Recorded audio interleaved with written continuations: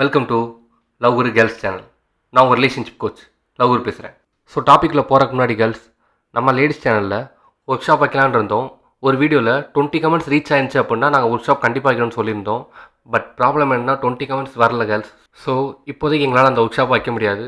But really sorry, நிறைய girls வந்து வரணும்னு இன்ட்ரெஸ்டடாக இருந்தீங்க, அவங்கள டிசப்பாயின்ட் பண்ணதுக்கு. பட் டோன்ட் வெரி கேர்ள்ஸ், சூன் இந்த ஒர்க் ஷாப்பை ஃபியூச்சரில் பண்ண தான் செய்வோம். ஃபைன், டாப்பிக்கில் போவோம். எப்படி நம்மளோட பாய் ஃப்ரெண்டை மிஸ் பண்ண வைக்கிறது? The idea is very simple. அவங்கள நம்ம காண்டாக்ட் பண்ணாமல் இருந்தால் போதும். It's very similar to know contact rule. So idea சொல்கிறேன், கேட்டுக்கோங்க. நீங்கள் வந்து கையிலேருந்து ஒரு வாட்ச் கட்டியிருக்கீங்க, அதை நினைப்பீங்களா? நீங்கள் மிஸ் பண்ணுவீங்களா? மாட்டவே மாட்டீங்க. சப்போஸ் அந்த வாட்ச் மிஸ் ஆயிடுச்சு, அப்போ என்ன பண்ணுவீங்க? இப்போ அந்த வாட்ச் உங்கள் கையில் இல்லை, இப்போ தான் அந்த வாட்சை ரொம்ப ரொம்ப மிஸ் பண்ணுவீங்க. வேறு எக்ஸாம்பிள் சொல்கிறேன். அம்மா கூட வீட்டில் இருப்போம். எப்போ பார்த்தாலும் நம்ம அம்மா எருமை மாடு முண்டம் திட்டிக்கிட்டே இருப்பாங்க. சாப்பாடு கேட்டால் கூட சோத்துக்கு சததாக இருக்கும் போலன்னு சொல்லி நம்மளை எப்போ பார்த்தாலும் திட்டிக்கிட்டே இருப்பாங்க. சப்போஸ் இப்போ நம்ம ஹாஸ்டல் போயிட்டோம், உடனே செல்லம் தங்கம் எவ்வளோ நாளும் வாங்கி சாப்பிட செல்லம், எவ்வளோ கசானாலும் பரவாயில்ல அப்படின்னு சொல்லி நம்ம ரொம்ப கொஞ்சுவாங்க. பிகாஸ் முன்னாடி வந்து நம்ம அம்மா கூட இருந்தோம், அதனால் அவங்க நம்மளை பெருசாக கண்டுக்கலை. இப்போ நம்ம அம்மா விட்டு விலகி இருக்கோம், ஹாஸ்டலில் இருக்கோம். இப்போ அம்மா கூட நம்ம இல்லை. ஸோ அம்மா என்ன பண்ணுவாங்க? நம்மளை ஆட்டோமேட்டிக்காக மிஸ் பண்ணுவாங்க, நம்மளை வேல்யூவாக பார்க்குறாங்க. So girls, the idea is very simple. எப்போ ஒரு பொருள் நம்மகிட்ட இல்லையோ அப்போ தான் நாம் அதை வேல்யூ பார்ப்போம். ஸோ உங்கள் பாய் ஃப்ரெண்ட்டை நீங்கள் உங்களை மிஸ் பண்ண வைக்க நீங்கள் நினச்சிங்க அப்படின்னா, அவர்கிட்ட உங்களோட காண்டாக்ட் நீங்கள் ஸ்டாப் பண்ணீங்க அப்படின்னா, இப்போ வந்து நீங்கள் இல்லைன்னு சொல்லி அவர் ஃபீல் பண்ணுவார். இப்போ தான் உங்களை அவர் மிஸ் பண்ண ஸ்டார்ட் பண்ணுவார். அப்போ நீங்கள் எப்போ ரொம்ப மிஸ் பண்ணுறோன்னு ஃபீல் பண்ணுறீங்களோ, ஓகே, இப்போ எக்ஸாம்பிள் ஜென்ரலாக ஸ்டேட்டஸ் போட்டு தெரிய வைப்பார், இல்லை உங்களுக்கே கால் பண்ணி உங்கள்கிட்ட கிளியராக சொல்லுவார் அவனை ரொம்ப மிஸ் பண்ணுறேன்னு சொல்லி. அப்போ அவர் காமிக்கும் போது எப்போ நீங்கள் கிளியராக ஃபீல் பண்ணுறீங்களோ அப்போ வந்து நீங்கள் அதை ஸ்டாப் பண்ணிக்கலாம், பழையபடி நார்மலாக காண்டாக்ட் பண்ணிக்கலாம் அவரை. அப்புறம் கேர்ள்ஸ், நோ காண்டாக்ட் ரூலுக்கும் இந்த பையனை மிஸ் பண்ண வைக்கிற ஐடியாவுக்கும் நிறைய டிஃப்ரென்ஸ் இருக்குது. நோ காண்டாக்ட் ரூல் வந்து எப்போ போவோம் அப்படின்னா, எப்போ நம்மளுடைய பாய் ஃப்ரெண்டுக்கோ பார்ட்னருக்கோ நம்ம மேலே இன்ட்ரெஸ்ட் குறையுதோ அப்போ போவோம். பட் இந்த மிஸ் பண்ண வேறக்கு எப்போ நம்ம காண்டாக்ட் வந்து ஸ்டாப் பண்ணோம் அப்படின்னா, இன்ட்ரெஸ்ட் இல்லைனாலும் ஸ்டாப் பண்ணிக்கலாம். ஓகே, இன்ட்ரெஸ்ட் ஹெவியாக இருந்தாலும் நீங்கள் காண்டாக்டை ஸ்டாப் பண்ணிக்கலாம். எப்படினாலும் அவங்க உங்களை மிஸ் பண்ண தான் செய்வாங்க.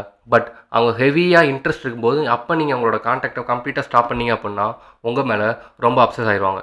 ஸோ வேறு என்ன டிஃப்ரென்ஸ் இருக்குது அப்படின்னா, நோ காண்டாக்ட் ரூல் வந்து நம்ம கண்டிப்பாக போய் தான் ஆகணும். பிகாஸ் பார்ட்னருக்கு இன்ட்ரெஸ்ட் போயிடுச்சு, அதுக்கு மேலே விட்டோம்னா நம்மளை அவங்க விட்டு போயிடுவாங்க.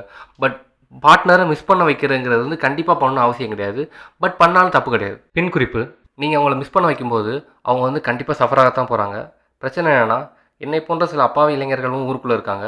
அவங்க மனசெல்லாம் புண்படாமல் நடந்து கொள்ளவும் தோழி. ஒரு பையனை மிஸ் பண்ண வைக்கிறதுல நிறைய இஷ்யூஸ் இருக்குது. நிறைய கேர்ள்ஸ் வந்து தப்பாக புரிஞ்சுட்டு அதை தப்பாக யூஸ் பண்ணிடுவாங்க. இப்போ எக்ஸாம்பிள் ஒரு என்ன மிஸ்டேக் பண்ணுவாங்கன்னா, ஜென்ரலாக வந்து திரும்ப திரும்ப பையனை மிஸ் பண்ண வைக்கிறேன்னு சொல்லிட்டு இதை ரொட்டீனாக யூஸ் பண்ணிகிட்டே இருப்பாங்க.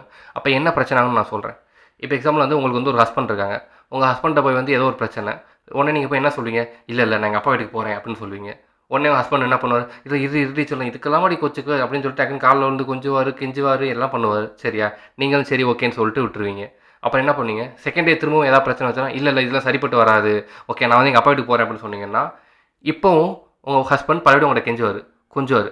ஏன்டி சொல்லலாம், அதெல்லாம் இருடி பார்த்துக்கலாம் அப்படின்னு சொல்லிட்டு காலில் விழாமல் மேலாப்பில் கெஞ்சுவார். ஒரு 70% கெஞ்சுவார். பட் மாதிரி பண்ண மாட்டார். வாட்டி 100% பண்ணியிருந்தாருன்னா இப்போ வந்து ஒரு 70, 65 அந்த அளவுக்கு தான் பண்ணுவார். இப்போ தேர்ட் டே பழையபடி முதலேருந்து ஒரு பிரச்சனை, நீங்கள் என்ன சொல்கிறீங்க? இல்லை நான் இது சரிப்பட்டு வரதான் எங்கள் அப்பா வீட்டுக்கு போகிறேன் அப்படின்னீங்கன்னா என்ன சொல்லுவார் அப்படின்னா, இப்போயும் கெஞ்ச ஆரம்பிப்பார், கொஞ்சுவார். பட் இப்போ ரொம்ப கம்மி, ஒரு 35% அந்த அளவுக்கு வந்து பேரு கெஞ்சுவாப்பில். இது இப்போ என்னாச்சு, ஏன் இதுக்கெல்லாம் போகிற? ஃபோர்த் டே இப்போ பழையபடி வீட்டில் சண்டை, நீங்கள் என்ன சொல்கிறீங்க? இல்லை சரிப்பட்டு வரதான் எங்கள் அப்பா வீட்டுக்கு போகிறேன்னு சொன்னீங்க அப்படின்னா அவர் டென்ஷன் ஆகுது. பின்னாடி உனக்கு பிரச்சனை, நீ எப்படி போகிறது, வாடி நானே உங்கள் அப்பா வீட்டில் உன்னை இறக்கி விடுறேன் அப்படின்னு சொல்லிட்டு உங்கள் அப்பா வீட்டிலே போய் உங்களை இறக்கிட்டு வந்துடுவார். மீன்ஸ் என்ன அர்த்தம்னா, நீங்கள் வாட் எவர் யூ டூ கிளியராக தெரிஞ்சுக்கோங்க, ஒரு விஷயத்தை எப்போயாவது பண்ணும்போது தான் பவர்ஃபுல்லாக இருக்கும். அடிக்கடி நீங்கள் பண்ணீங்க அப்படின்னா அதுக்கு வேல்யூ குறைஞ்சி போயிடும். இப்போ இந்த எக்ஸாம்பிள் என்ன சொல்லணும் அப்படின்னா, வாட்டி நான் இல்லை எங்கள் அப்பா வீட்டு போகிறேன்னு சொன்னீங்கன்னா அது வேல்யூ. அதை விட்டுட்டு எப்போ பார்த்தாலும் எங்கள் அப்பா வீட்டு போகிறேன்னு சொன்னால் இல்லை அப்படின்னு சொல்லி இறக்கிட்டு வந்துடுவார். சிமிலர்லி அவர் மிஸ் பண்ண வைக்கிறது தான் உங்கள் பார்ட்னரை. எப்போயாவது அவர் மிஸ் பண்ண வைக்கணும்னு நினச்சி எப்போயாவது இந்த ஐடியாவை நீங்கள் யூஸ் பண்ணீங்க அப்படின்னா இது ரொம்ப பவர்ஃபுல்லாக ஒர்க் அவுட் ஆகும். எப்போ பார்த்தாலும் பண்ணீங்க அப்படின்னா அவருக்கு ஆல்ரெடி உங்கள் மேலே இருக்கிற இன்ட்ரெஸ்ட்டும் ரொம்ப ரொம்ப கம்மியாயிடும்.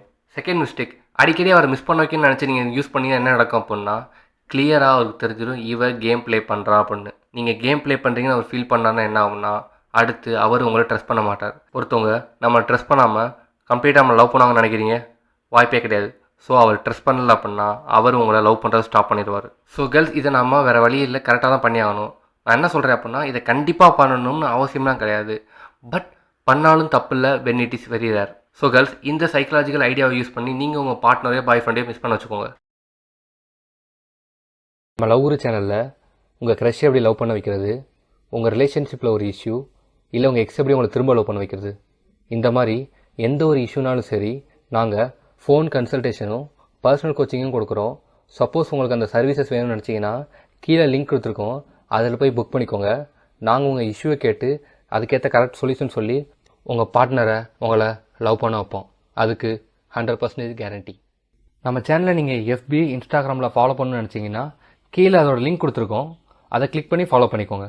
தேங்க்ஸ் ஃபார் வாட்சிங்.